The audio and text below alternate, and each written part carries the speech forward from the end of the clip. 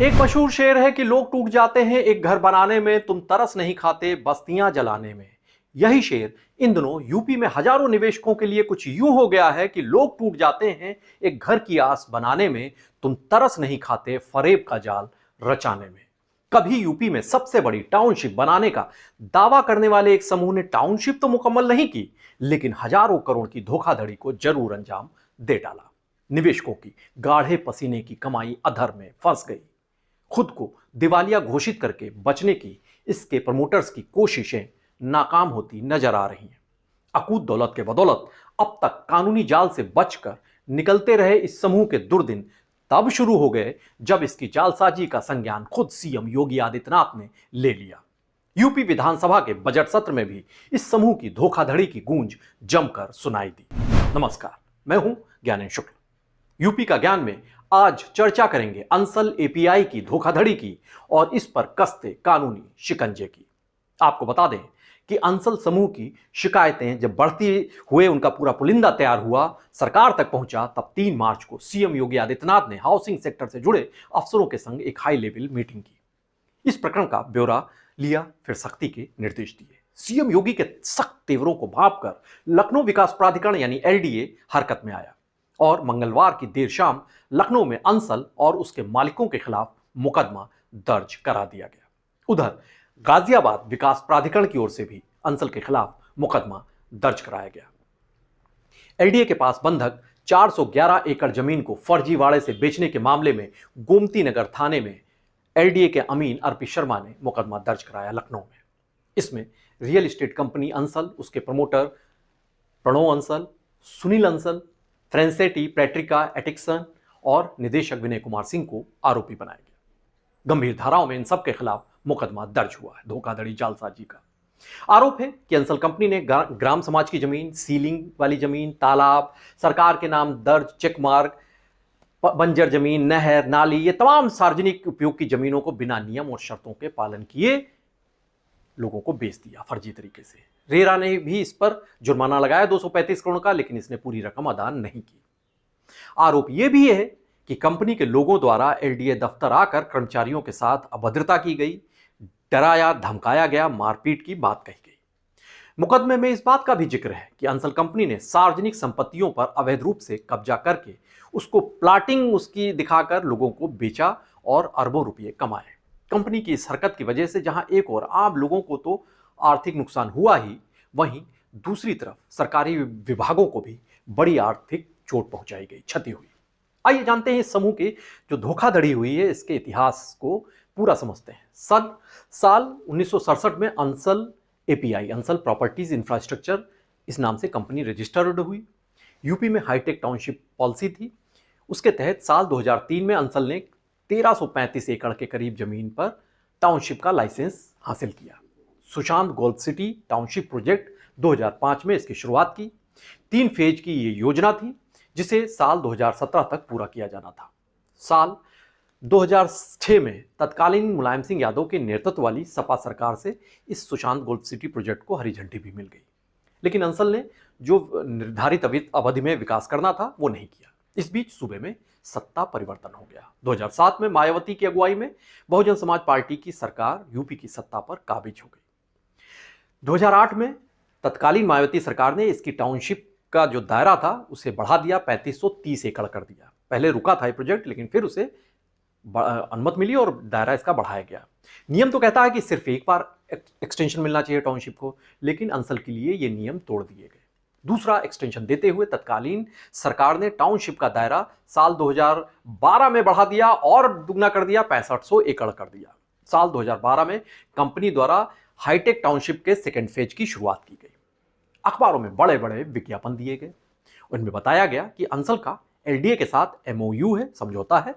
चूंकि सरकारी विभाग एलडीए लखनऊ विकास प्राधिकरण का नाम लोगों ने विज्ञापन में देखा अखबारों में, तो लोगों को लगा, भरोसा हुआ इस योजना पर और उन्हें लगा ये बड़ा सुरक्षित यहां पर निवेश होगा। इसी आधार पर लोगों ने इसके प्रोजेक्ट में निवेश करने भी शुरू कर दिए। प्लाट, फ्लैट, विला, कॉमर्शियल इमारतें, दुकानें, इनके नाम पर, इनके आवंटन के नाम पर निवेश के ऑफर अंसल ने दिए। घर दुकान पाने की आस में लोगों ने 15 लाख के शुरुआती अमाउंट से लेकर 30 से 40 लाख रुपए तक का निवेश कर डाला। नोएडा तक में निवेश के इसकी तरफ से ऑफर जारी किए गए। लोगों को आस थी कि जब उनका कभी रिटायरमेंट होगा तो फिर लखनऊ के पॉश इलाके में शहीद पथ के पास आशियाना और के नज़दीक शहीद पथ से जुड़े हुए इलाके में उनका आशियाना हो जाएगा। लेकिन ना तो उन्हें कभी प्लाट मिल सका, ना घर, ना ही दुकान। दरअसल लोगों ने निवेश तो कर दिया, पैसे दे दिए, लेकिन हकीकत में अंसल ने जमीन खरीदी ही नहीं। बिना जमीन खरीदे कागजों पर ही अपनी बताकर बेच दिया। अंसल की इस मनमानी से जब निवेशकों को जानकारी हुई तो रेरा से लेकर हाईकोर्ट का दरवाजा खटखटाया। एलडीए ने 6 अप्रैल 2023 की बात है, तब अंसल ने फिर से डीपीआर अपना पेश किया संशोधित और इसे मंजूरी दे दी और कहा कि 5 अप्रैल 2028 तक पूरा अपनी टाउनशिप का विस्तार करेगा। हालांकि इसका जो क्षेत्रफल था 4690 एकड़ कर दिया गया, घटा दिया गया था।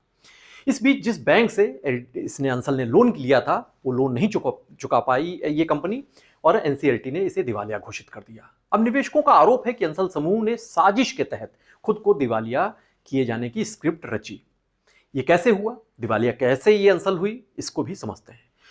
वित्तीय ऋणदाता कंपनी IL&FS ने राष्ट्रीय कानून न्यायाधिकरण एनसीएलटी में जुलाई 2019 में वाद दायर किया दिवालियापन का। उसमें एनसीएलटी में इसमें सुनवाई हुई, सभी पक्षों को सुना और एनसीएलटी की बेंच ने पाया कि APIL यानी अंसल की समूह ने जो निपटान की शर्तें थी उन्हें पालन करने में वो असफल है। भुगतान ना कर सकने के बावजूद जो स्पष्टीकरण मांगे गए उसका भी संतोषजनक जवाब नहीं दिया। लंबी सुनवाई हुई और 25 फरवरी को एनसीएलटी ने अंसल API को दिवालिया घोषित कर दिया। इसी साल नियमों के तहत इसकी देनदारी और निवेशकों की जो उनका पैसा फंसा हुआ है इसको कैसे निकाला जाए, इसके समाधान की प्रक्रिया शुरू हुई। अंतरिम समाधान के लिए पेशेवर इंटरिम रेजोल्यूशन प्रोफेशन IRP, जिसे रिसीवर कह सकते हैं, उसे नियुक्त किया गया। अब तो रिसीवर ही सब कुछ काबिज हो गया है, इसके सभी खातों को सीज किया जा चुका है और रिसीवर ही प्रस्ताव तैयार कर रहे हैं। आकलन के अनुसार लखनऊ में 250 एकड़ की जमीन अंसल ने बेची, 7000 से ज्यादा निवेशकों के पैसों को फंसा दिया। निवेशक अब एलडीए और यूपी रेरा की भूमिका पर भी सवाल खड़े कर रहे हैं। आरोप लगा रहे हैं कि एलडीए के अधिकारी और कर्मचारियों ने गुपचुप तरीके से अंसल के साथ साठगांठ की और लेआउट को बदलते रहे। इसकी शिकायत यूपी रेरा से भी की गई, लेकिन कोई कार्रवाई नहीं हुई। सवाल ये भी कहे गए हैं कि जब प्रोजेक्ट की करीब 200 एकड़ से ज्यादा जमीन एलडीए के पास बंधक थी, अभी उसके पास है, तो फिर इतने कम करोड़ की देनदारी के मामले में उसके दिवालिया कैसे घोषित होने दिया गया। वहीं एलडीए की भी दलील सुन लेते हैं। उनका कहना है कि 400 करोड़ से अधिक उनका अंसल पर बकाया है। बावजूद इसके एनसीएलटी ने उसे और आवास विभाग को सुना नहीं, उनको ना तो कोई नोटिस दिया, ना ही पक्षकार बनाया और एक पक्षीय आदेश इस मामले में एनसीएलटी ने जारी कर दिया। बुधवार को ही संपन्न यूपी विधानसभा के बजट सत्र के दौरान सीएम योगी आदित्यनाथ ने अंसल द्वारा होम बायर्स के संग धोखे की बात कही।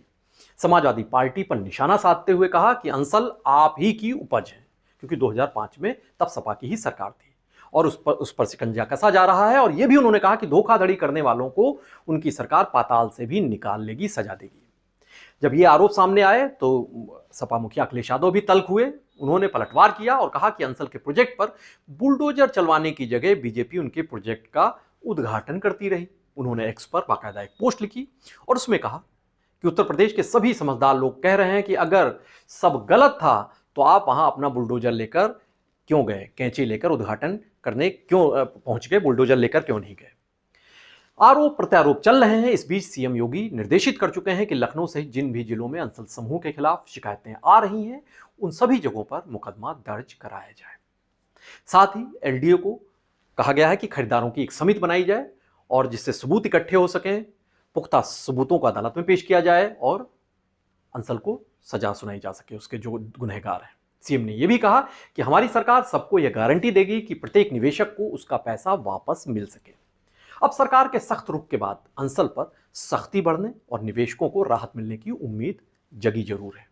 लेकिन अंसल समूह की जालसाजी में जिन सरकारी अफसरों कर्मचारियों ने उनकी भागीदारी की बात आ रही है, तो क्या उनके चेहरे बेनकाब हो सकेंगे?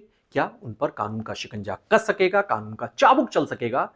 ये कई गंभीर सवाल हैं जो इस वक्त उत्तर प्रदेश में यक्ष प्रश्न बन चुके हैं और जिनका जवाब जनता सरकार से जानना चाह रही है। उत्तर प्रदेश की तमाम बड़ी और अहम खबरों को जानने, समझने, परखने के लिए आप बने रहिए पीटीसी न्यूज़ उत्तर प्रदेश के साथ। नमस्कार।